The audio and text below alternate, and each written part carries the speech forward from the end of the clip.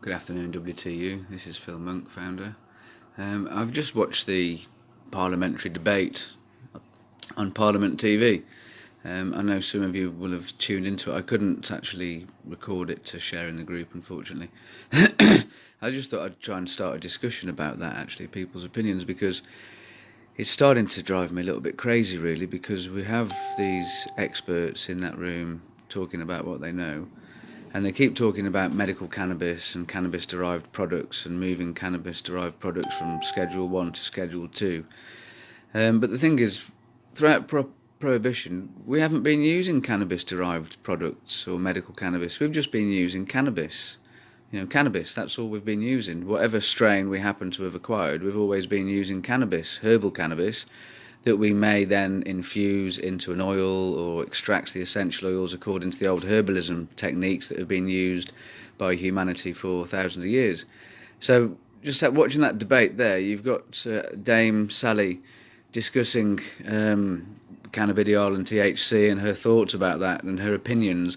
And it seems, okay, her job, as she stated, was only to move cannabis from Schedule 1 to Schedule 2, just to make sure there was the evidence for that, which obviously we all know there was.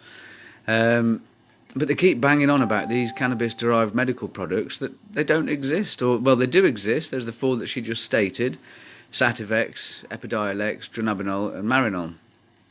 The two last ones being synthetic forms and the other first two being extractions. And it's really boggling my mind, because while she's there saying we need the randomised control trials, the RCTs, in order to get the evidence base to show the efficacy and safety of cannabis-derived products, we're all still using cannabis and have been for, well, decades, all throughout their lives.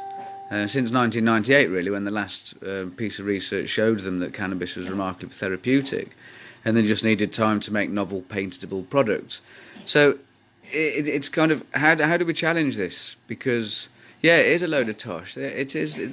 They're like completely brainwashed, completely and utterly brainwashed. They're treating cannabis like it's some super dangerous, lethal drug, when they'll happily dole out gabapentin and pregabalin like they're Smarties, and it's just driving me potty. So I just wanted to just talk about it, and there you all are. We need to interact. Wish I could get you all on the camera.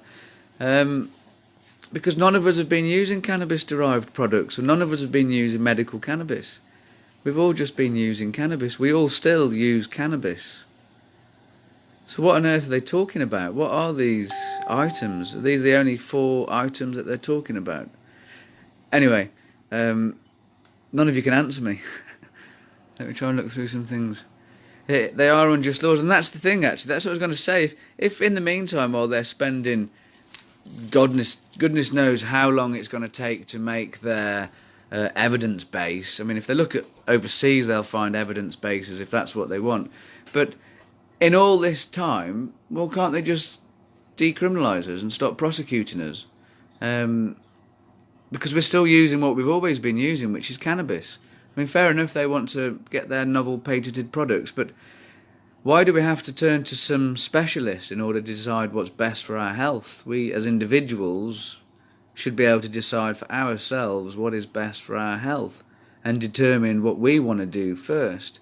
Yeah, Chris Stevens, the trials are designed for single molecule drugs, and that's what's been causing them so much trouble since 1998, is because it's very difficult for them to isolate the individual cannabinoids.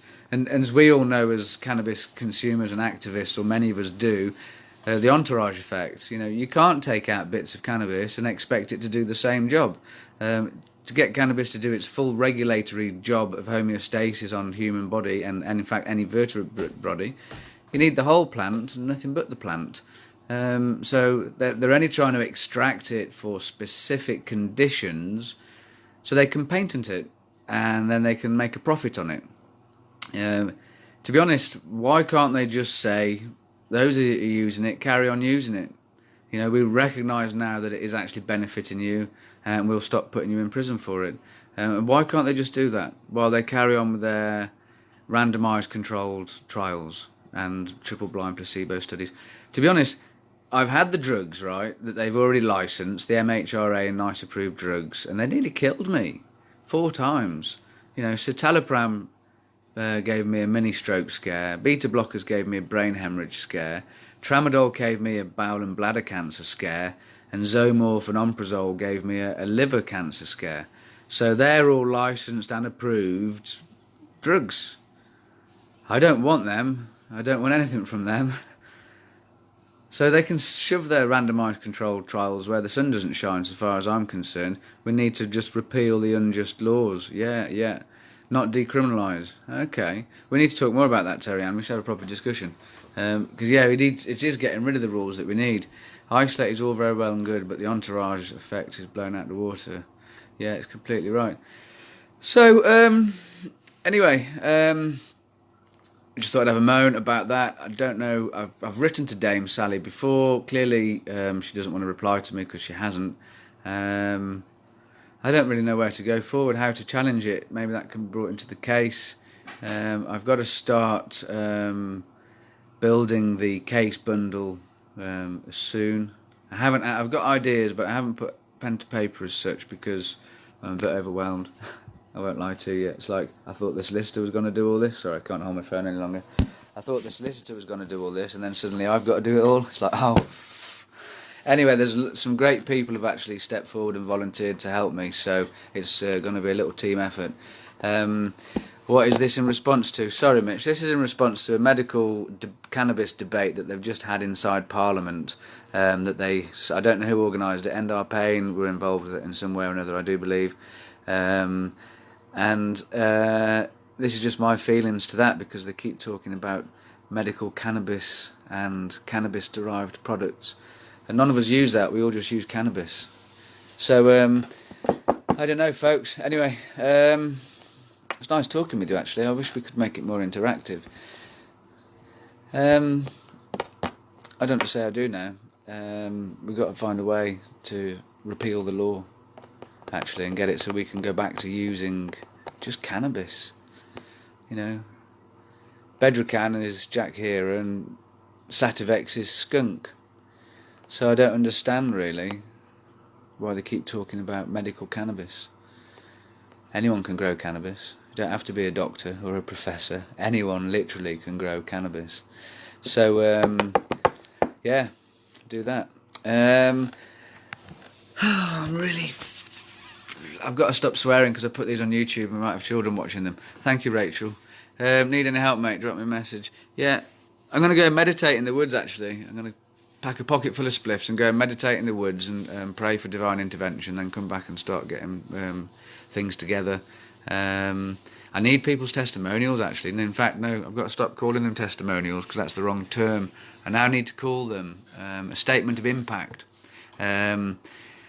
Statement of impact about cannabis prohibition laws upon your life, and I suppose how it all affects you. So that is basically a testimonial, but we're going to call them a statement of impact now because that's apparently the right legal term. Have a nice journey, Chris. We've got to get together soon as well. Yeah, what on earth have I started?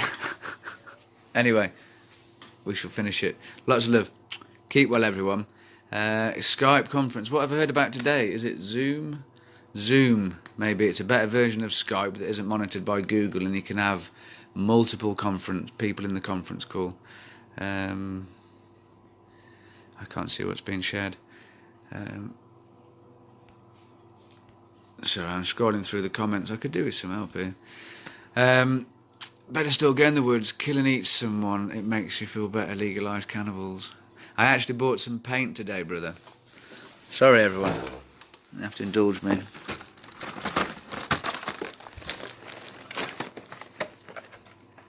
There you go. Because there's no point wanting to paint if you've got no paint, is there? Anyway, that was for Rocky van der Benderskum and nobody else. He'll understand. I will enjoy the woods. Lots of love, everyone. Oh, I've got a spliff to roll. Marvellous. Right, lots of love, everyone. Speak soon. Keep you updated. Take care. Any ideas, email me, philmonk@wtuhq.org. Okay, take care, folks. Keep your spirits high.